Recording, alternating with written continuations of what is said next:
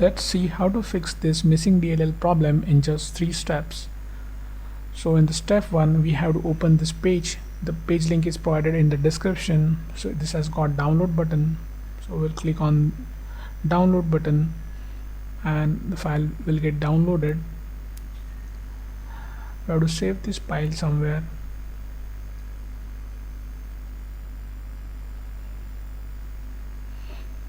Now we'll open the file.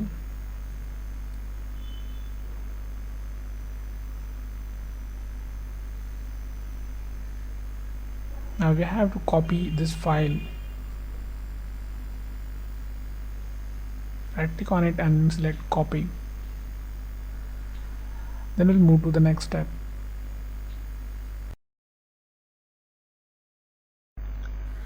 Now open C drive, then open a Windows folder.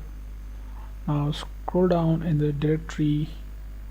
We have to open System32 folder here. Now right click in the blank space and select paste. Click continue to paste it. If you face access denied issue, then you can follow the screen to fix that. In the step 2, we'll register the DLL file we just copied.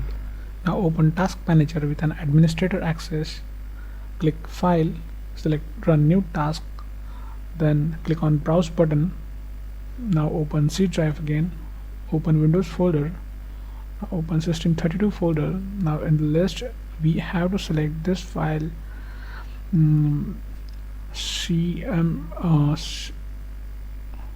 cmd.exe. Click OK, select this checkbox and click OK. Now this will open in administrator mode.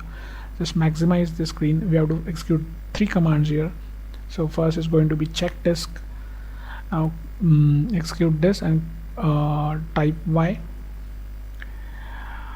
In the next command would be sfc space / scan now.